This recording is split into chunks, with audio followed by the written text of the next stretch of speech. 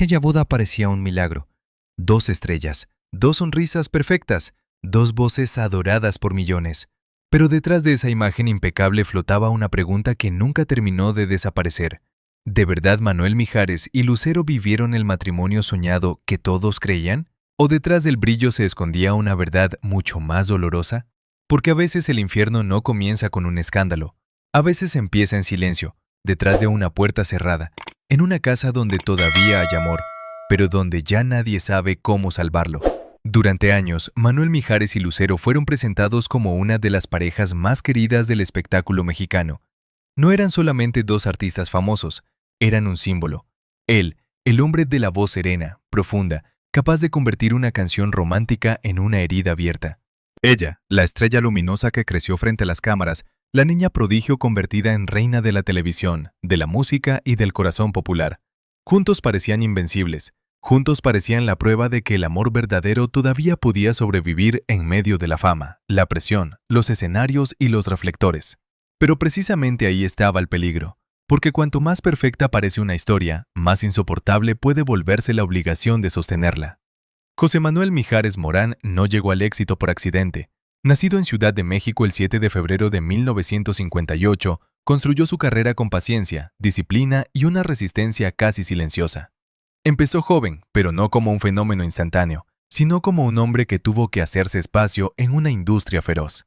Antes de convertirse en el Mijares que todos conocieron, pasó por escenarios pequeños, etapas de formación, coros, viajes y años de esfuerzo que pocas veces se recuerdan cuando se habla de una estrella consolidada.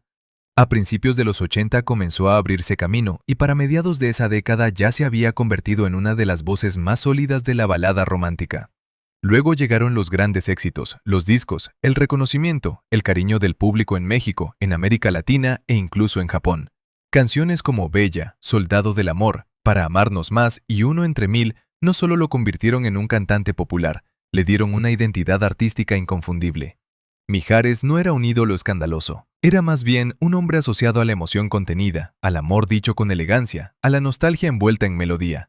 Lucero, en cambio, parecía pertenecer al mundo del espectáculo desde antes de entender del todo lo que significaba vivir dentro de él. Nacida el 29 de agosto de 1969, comenzó siendo una niña frente a las cámaras, creciendo bajo la mirada del público mexicano hasta transformarse en una figura gigantesca. Fue actriz infantil, cantante juvenil, protagonista de telenovelas, intérprete de pop, de ranchera, presentadora y una presencia casi permanente en la memoria emocional de varias generaciones. Mientras otros artistas pasaban por modas y épocas, Lucero permanecía. Su rostro se volvió familiar, su voz reconocible, su carisma casi inevitable. La llamaron la novia de América porque logró algo que muy pocos consiguen: ser masiva sin parecer lejana, ser famosa sin perder del todo la sensación de cercanía. Para millones, Lucero no era solo una estrella, era una presencia afectiva. Cuando sus caminos se unieron, la noticia no fue recibida como el nacimiento de una pareja más, fue vivida como un acontecimiento nacional. Mijares y Lucero representaban demasiado para el público como para pasar desapercibidos. Eran guapos, talentosos, exitosos, queridos, y además proyectaban una química que parecía natural. Su boda en 1997 no se leyó únicamente como el comienzo de un matrimonio, fue interpretada como la consagración de una fantasía colectiva. México quería creer en ellos, quería creer que detrás de las canciones, de las telenovelas, de las entrevistas y de las apariciones públicas, existía una historia auténtica, estable, luminosa. Y durante mucho tiempo, eso fue exactamente lo que la gente vio. Pero la fama tiene una forma muy cruel de deformar el amor. Lo convierte en espectáculo, lo vuelve mercancía emocional, lo expone a una vigilancia constante. Un matrimonio normal puede discutir a solas, atravesar una crisis en privado, alejarse del ruido, fracasar sin testigos. Un matrimonio como el de Mijares y Lucero no tenía ese privilegio. Cada gesto era observado, cada silencio era interpretado, cada ausencia era sospechosa, cada sonrisa era analizada como si escondiera una clave. El problema ya no era solo mantenerse unidos, era también sostener una imagen de armonía que el público había comprado como verdadera y eterna. Y ahí comienza la parte más oscura de esta historia, porque cuando se habla de las sombras detrás del matrimonio de Manuel Mijares y Lucero, muchos imaginan de inmediato una revelación escandalosa, una traición devastadora, una escena explosiva capaz de explicar por sí sola el final. Pero la realidad, al menos desde lo que se ha dicho públicamente, parece mucho más sutil y más dolorosa. No siempre existe un solo momento en que todo se rompe. A veces el amor no estalla, a veces se desgasta, a veces no lo mata una catástrofe, sino la lenta acumulación de ausencias, de cansancio, de agendas incompatibles, de conversaciones pendientes, de heridas pequeñas que nadie atiende a tiempo. Los dos estaban en la cima, y esa era precisamente una bendición envenenada. Mijares continuaba sosteniendo una carrera importante, respetada, activa. Lucero no dejaba de trabajar, de grabar, de presentarse, de multiplicar su presencia en la televisión y la música. Desde afuera era admirable, desde adentro debió de ser agotador, porque el éxito también exige. Exige tiempo, desplazamientos, disciplina, energía, promoción, giras, horas muertas, vuelos interminables, días sin descanso. Y cuando dos personas viven ambas dentro de esa lógica, el matrimonio deja de ser un refugio para convertirse en una negociación permanente contra el reloj. Eso es lo que vuelve tan inquietante la historia de ellos. La posibilidad de que la parte infernal del matrimonio no estuviera en el grito, sino en el silencio. No en el odio, sino en la distancia. No en el escándalo visible, sino en el deterioro íntimo. Imaginar a dos artistas adorados por millones entrando y saliendo de aeropuertos, cambiando de ciudad, cumpliendo compromisos, agotados, sosteniendo además una familia y una imagen pública impecable, es imaginar también la clase de cansancio emocional que puede vaciar una relación sin que nadie desde afuera lo note. Y sin embargo, el público seguía mirando la postal, la pareja bonita, la familia exitosa, los hijos, la complicidad aparente, la estabilidad.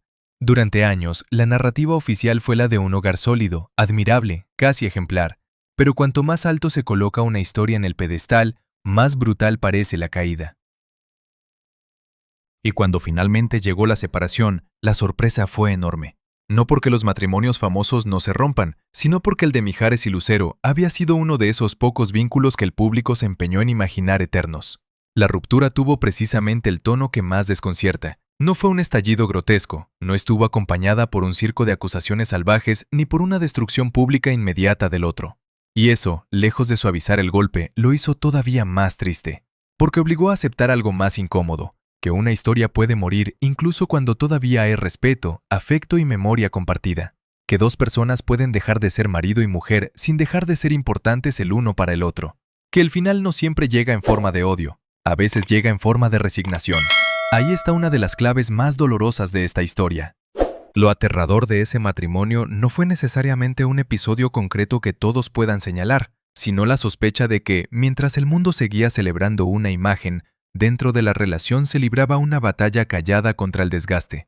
Y no hay batalla más cruel que la que no deja escenas memorables, sino agotamiento. Porque cuando una pareja se destruye con estruendo, al menos el público entiende que algo grave ocurrió. Pero cuando la historia se apaga lentamente, sin villanos evidentes, lo que queda es una tristeza más honda, la de aceptar que incluso un amor real puede no ser suficiente. Mijares era un símbolo del romanticismo musical, Lucero de la ternura luminosa del entretenimiento mexicano, y esa fue quizás otra condena invisible. No podían ser solo Manuel y Lucero, tenían que ser también Mijares y Lucero, la pareja, el concepto, el ideal, el sueño. Cada vez que aparecían juntos, cada vez que sonreían, cada vez que compartían escenario o evento, reforzaban una expectativa colectiva. Pero sostener una ficción pública es agotador incluso cuando nace de una verdad inicial. Porque llega un punto en que uno ya no sabe si está viviendo su historia o representándola para otros. Muchos matrimonios famosos viven bajo la presión de la exposición. El de ellos, además, estaba marcado por una dimensión emocional especial. La gente no solo los admiraba, los sentía suyos. Habían crecido con Lucero, habían llorado canciones de Mijares, los veían como parte de la vida sentimental de México. Y ese tipo de cariño popular puede convertirse en una forma de vigilancia. El público quiere que sigas siendo quien necesita que seas. Quiere que la pareja perfecta siga intacta, incluso cuando sus miembros ya apenas logran mantenerse de pie por dentro. A lo largo de los años también surgieron rumores, como ocurre siempre con figuras tan observadas. Rumores sobre crisis, sobre enfriamiento, sobre los motivos ocultos de la separación, sobre la posibilidad de una vida conyugal mucho menos armónica de lo que se decía. La prensa del corazón vive precisamente de eso, de convertir cualquier detalle en una teoría. Y aunque no todo rumor merece credibilidad, sí revela algo esencial. Alrededor del matrimonio de Mijares y Lucero siempre existió la intuición de que había una distancia entre lo que se mostraba y lo que realmente ocurría. La palabra infierno, usada por algunos para describir el lado más oscuro de este vínculo, no tiene por qué entenderse como una acusación literal de brutalidad física, ni como una verdad documentada de horror extremo. En esta historia, ese infierno parece más bien emocional, simbólico, silencioso. Un infierno hecho de obligaciones, de cansancio, de expectativas imposibles, de amor sometido a la industria, de intimidad devorada por el espectáculo. Un infierno de pasillos de aeropuerto, de foros de televisión, de noches separadas, de cámaras encendidas, de sonrisas protocolarias, de conversaciones aplazadas para cuando haya tiempo, aunque ese tiempo nunca llegue. Y mientras todo eso ocurría, las carreras de ambos seguían creciendo, y esa es otra paradoja devastadora. Cuanto mejor les iba profesionalmente, más difícil podía ser proteger el núcleo de la relación. La fama no solamente trae dinero, reconocimiento o aplausos, trae también una administración implacable del tiempo. Todo se agenda, todo se negocia, todo compite. El amor, entonces, corre el riesgo de volverse un asunto más dentro del calendario. Y cuando eso pasa, incluso una gran historia puede empezar a marchitarse sin ruido. También estaban los hijos, y con ellos la obligación de sostener una familia, de cuidar un entorno, de proteger algo que iba más allá de la pareja. Tener hijos puede salvar muchas cosas, pero también puede hacer más complejas las crisis, porque entonces ya no se trata solo de dos adultos decepcionados o cansados, se trata de un hogar, de rutinas, de afectos, de una estructura emocional que no puede derrumbarse sin consecuencias. Para una pareja famosa eso se multiplica. Cada decisión pesa más, cada silencio cuesta más, cada paso hacia el final tiene que calcularse también frente a la mirada de los hijos y la de millones de personas. Por eso la separación de Mijares y Lucero sigue siendo tan comentada, porque no destruyó del todo la ternura que quedaba, y eso, paradójicamente, la volvió más dolorosa. Si uno hubiera humillado al otro, si hubiese existido una guerra pública brutal, el relato se habría vuelto más simple, pero no. Lo que quedó fue algo más difícil de clasificar, una ruptura sin demolición total, un final sin exterminio emocional, una cercanía posterior que siguió confundiendo al público y alimentando la vieja fantasía de la reconciliación. Y aquí aparece otro elemento fascinante. Incluso después del divorcio, el mito no murió. La gente siguió observándolos como si todavía existiera una posibilidad. Cada vez que coincidían, cada vez que sonreían, cada vez que compartían escenario o proyecto, renacía la esperanza de quienes nunca aceptaron el final. Pero esa esperanza también tenía algo cruel, porque insistía en devolverlos a una historia que ya había terminado como matrimonio, aunque continuara bajo otras formas. El público quería el regreso del cuento. Ellos, en cambio, parecían haber entendido que algunas historias no se reparan, solo se transforman. Mijares, después de la separación, siguió siendo un artista respetado, activo, vigente. Y su carrera de más de 4 décadas no fue arrastrada por el final del matrimonio. Al contrario, su figura adquirió una dimensión nueva.